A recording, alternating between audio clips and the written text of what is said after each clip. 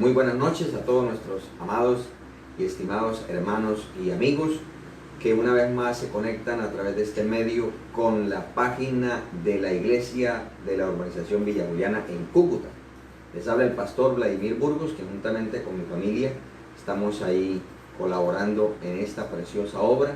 Hemos estado desarrollando un estudio acerca de la vida del profeta Elías en el capítulo 17, bajo el tema Elías y su aislamiento.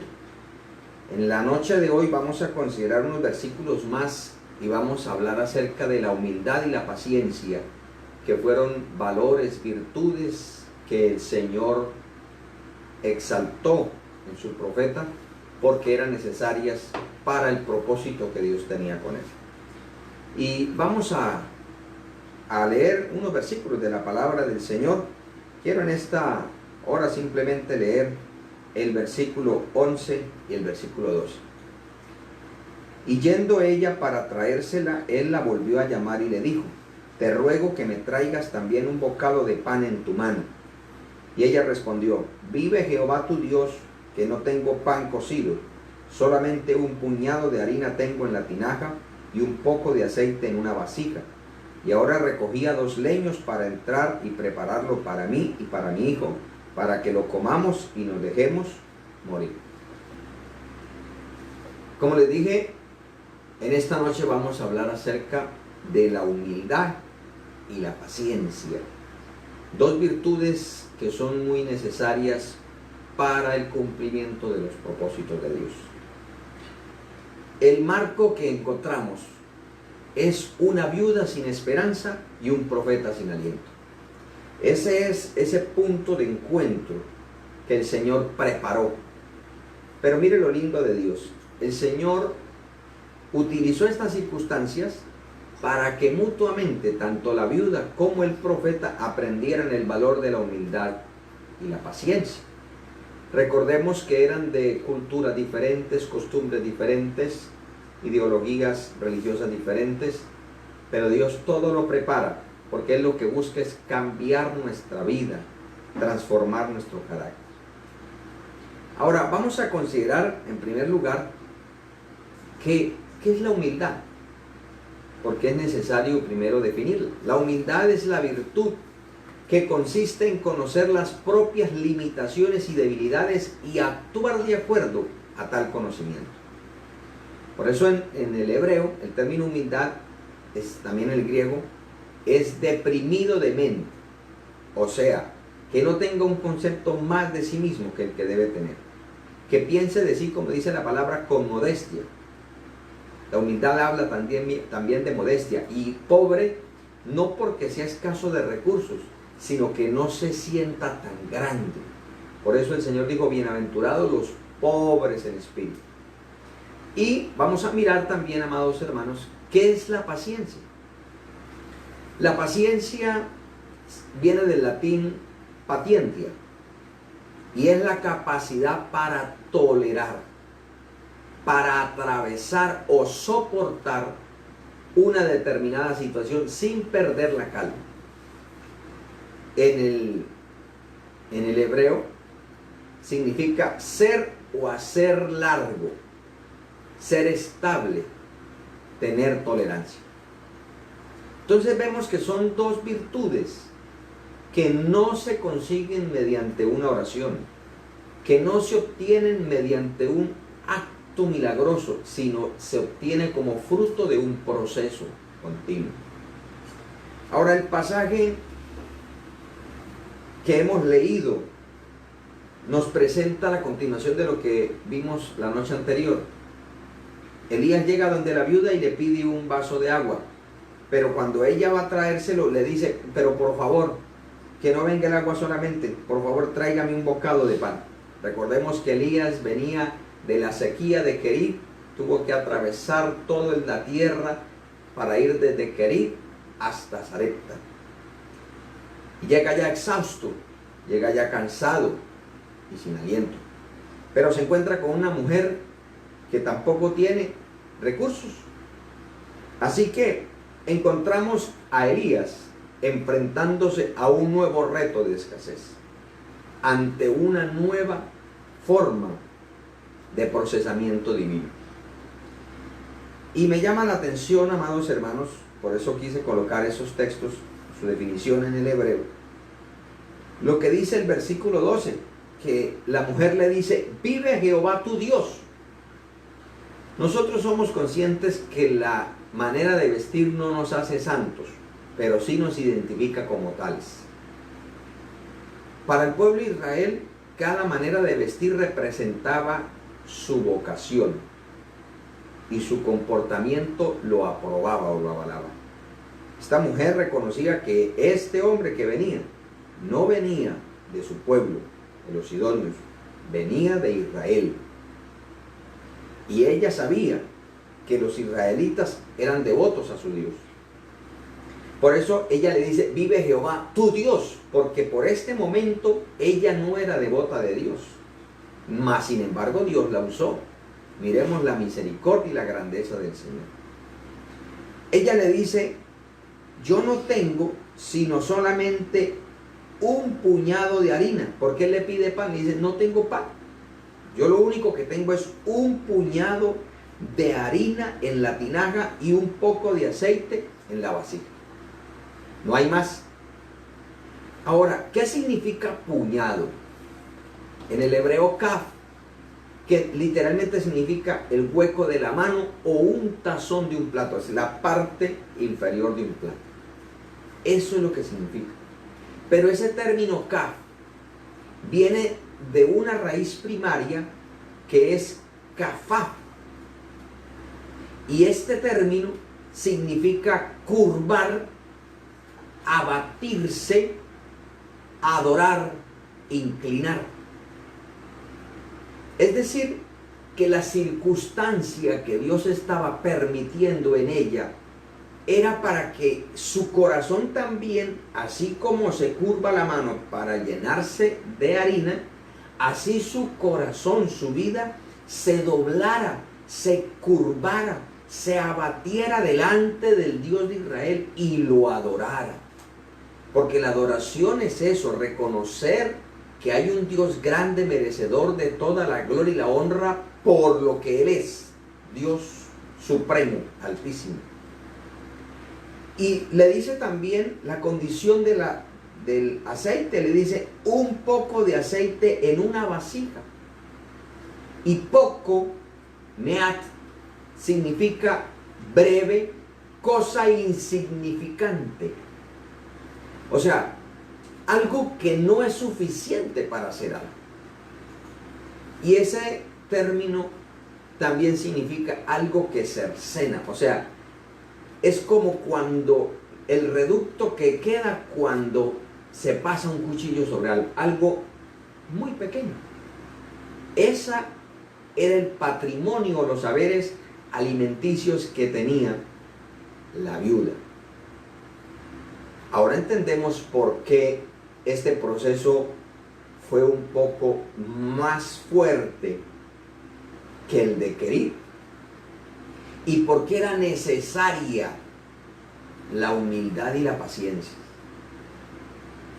Porque es tremendo afrontar situaciones cuando usted no tiene con quién debatir, pero es más complejo cuando sí los encuentra.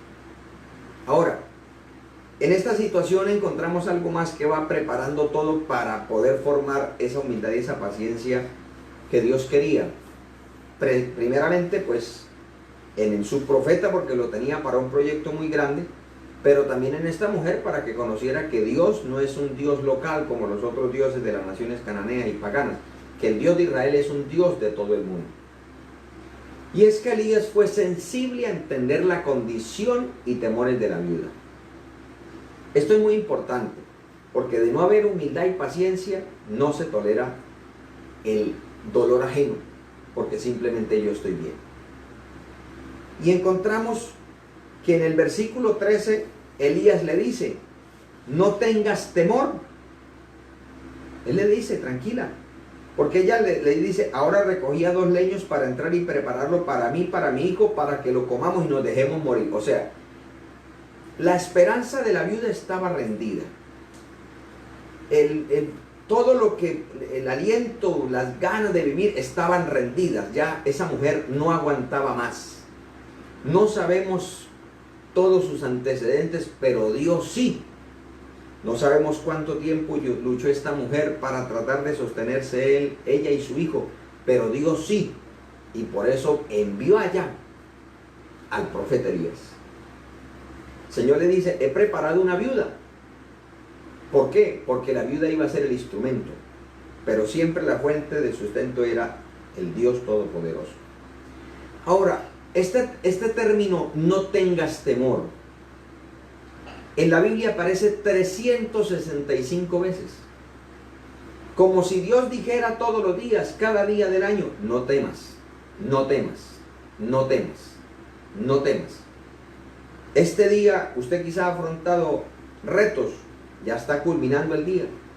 Mañana va a empezar otro. Mañana en la mañana Dios prepara una nueva misericordia y una nueva voz te dice, no temas, hoy también te voy a ayudar. Qué lindo es el Señor, qué precioso es el Señor.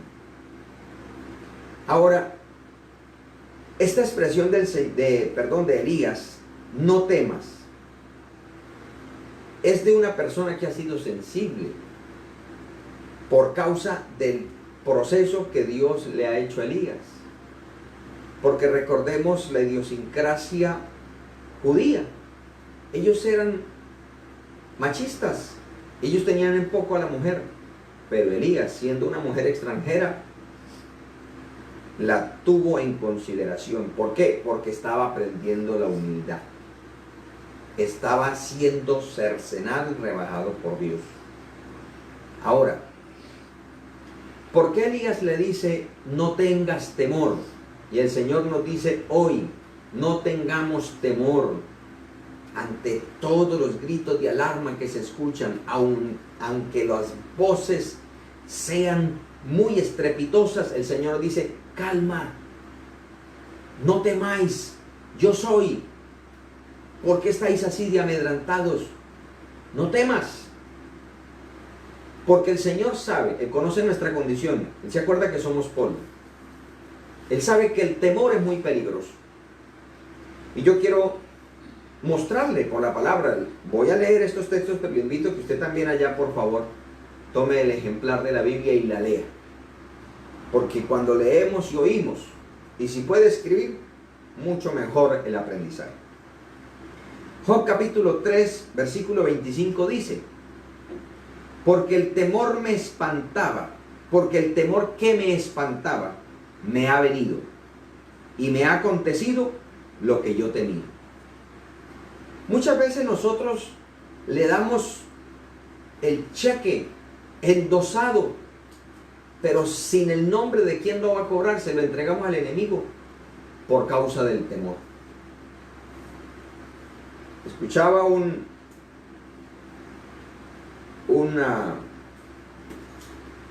comentario acerca de que un labriego se encontró con una peste y la peste iba hacia una ciudad de la tierra con la intención de destruir 500 personas. El labriego le dice, pero ¿usted por qué va a hacer eso? La peste le dice, he sido enviado y voy a aniquilar 500 personas. Luego, con el tiempo, se encuentra nuevamente el labriego con la peste y le dice el labriego, peste tremenda, mentirosa.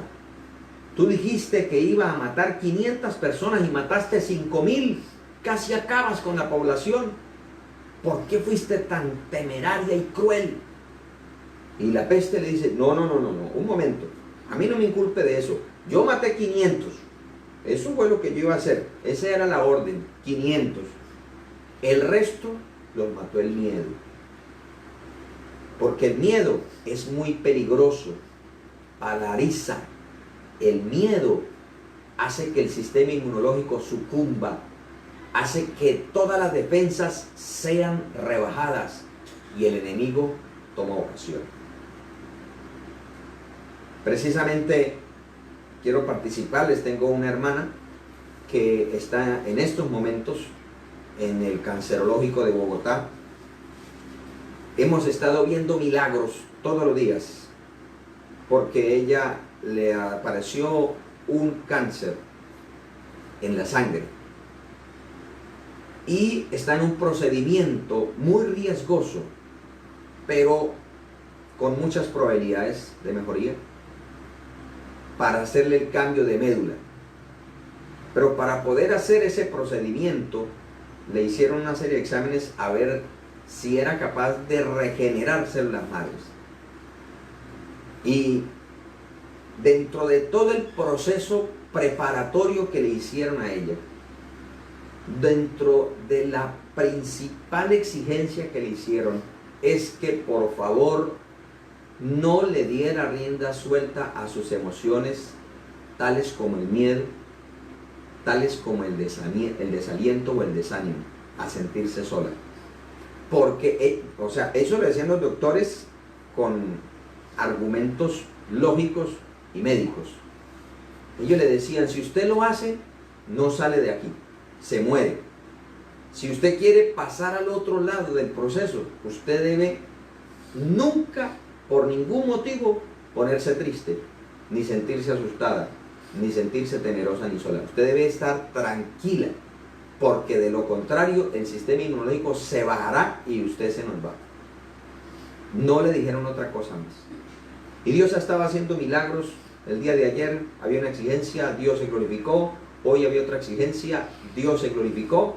Y el próximo lunes, Dios, confiando en Él, se va a hacer ese procedimiento.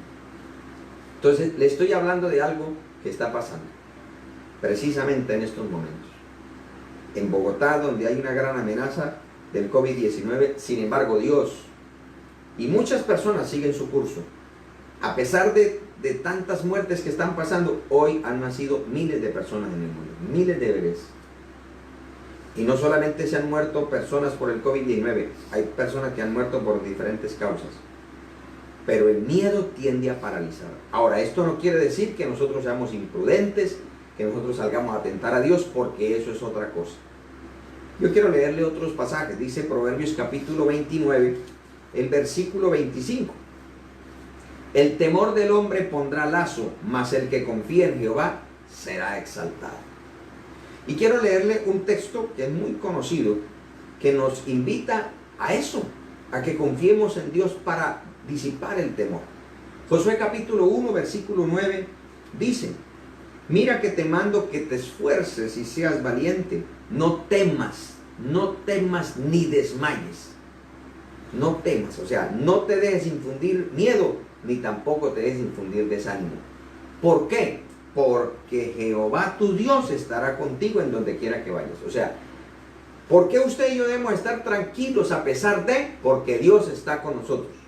Eso es lo más importante. Y eso es lo que usted y yo debemos tener en cuenta. Ahora, ante la respuesta negativa y temerosa de la viuda, Elías apela a un principio divino de la generosidad. Porque él está ahí porque Dios lo mandó. O sea, Elías está siendo probado en todo, su fe. Recordemos todo lo que hemos venido hablando de la fe, de la obediencia, de la resiliencia, de todas estas cosas que son necesarias, de la humildad, amén, de la paciencia. Todo el Señor lo sigue engranando para poder llegar al proyecto completo de su profeta. Entonces la viuda le dice, no tengo, pero resulta que el profeta le dice, listo, no tengas temor, ve como has dicho, o sea, vaya y haga una torta. Si usted decía que era lo único que le quedaba, vaya y hágala, pero hágame por y me trae a mí primero. Dice la palabra, haz de ello una torta, una pequeña torta cocida bajo la ceniza y tráemela. Después de que yo coma, haga para ti, para tu hijo. ¿Por qué? Porque yo tengo una seguridad. Dios me ha dicho, y yo se lo digo, que la harina de la tinaja no escaseará, ni el aceite de la vasija disminuirá hasta el día en que Jehová haga llover sobre la faz de la tierra. Amados, es un principio de generosidad. ¿Sabe, amado hermano, que no temas estar 365 veces? Orar está un poco más. O sea, hay una mayor invitación a orar. Más que esa está amar. casi 1000 veces. Pero dentro de las acciones que más hay en la Biblia es dar. Y es lo que nosotros menos queremos hacer. Dar. Nosotros queremos que nos den, pero no dar. Y resulta que dijo el Señor, es mejor dar que recibir. ¿Por qué? Porque el que da recibe. No porque espere algo a cambio, es porque Dios lo dijo. Es un principio, una ley de la siembra y la cosecha. El que siembra escasamente, recogerá escasamente. El que siembra abundantemente, segará abundantemente. Esto es un principio. Ahora, cuando nosotros estamos en un momento de escasez, pero lo poco que tenemos las colocamos en las manos del Señor, ¿qué hace el Señor? Multiplicarlo. Un joven tenía unos pocos panes y unos pocos pececitos. Él prefirió negarse a su merienda, a su provisión única y personal, pero se la dio ¿a quién? No a cualquiera, se la dio al Señor. Y el Señor con eso lo alimentó a él y alimentó a una gran multitud. Pero si este muchacho retiene, no ve milagros, no es partícipe de un milagro y es egoísta porque solamente come él. Quiero también presentarle algunos textos. Proverbios capítulo 11, el versículo 24 dice: hay quienes reparten y les es añadido más, y hay quienes retienen más de lo que es justo, pero vienen a pobreza. Me he gozado viendo cómo muchas personas en este momento de tanta necesidad en Colombia, de sus riquezas, de sus recursos, están repartiendo mercados. Veía cómo el ejército está yendo casa por casa, entregando mercados a las personas. Pues no podemos decir que en todos los lugares ya, pero ya están haciendo ese trabajo. El problema de nosotros es que queremos que si hay una orden de las autoridades que a todos nos llegue por igual. No se puede, eso es poco a poco. Pero confiemos en el Dios todopoderoso de toda provisión, que Él nos va a enviar lo que nos corresponde a nosotros. Esto, ¿qué va a hacer? Generar más bendición. Miren lo que dice el Evangelio según San Mateo, el capítulo 10. Evangelio según San Mateo, el capítulo 10, versículo 40 al 42. Dice: el que a vosotros recibe, a mí me recibe, y el que a mí recibe al que me envió. Hablando de lo que es el principio de autoridad. El que recibe un profeta, por cuanto es profeta, recompensa de profeta recibirá, como en el caso de esta viuda. Y el que recibe un justo, por cuanto es justo, recompensa de justo recibirá. Y el que dé a uno de estos pequeñitos un vaso de agua fría solamente, ¿a cuáles pequeñitos se está refiriendo? Aquellos que están llevando el Evangelio, aquellos que están cumpliendo una comisión de parte del Señor. Dice, si le da solamente un vaso de agua fría, dice, por cuanto es discípulo, por cuanto es seguidor de Cristo y quiere difundir las nuevas de salvación, dice, de cierto no se quedará sin recompensa.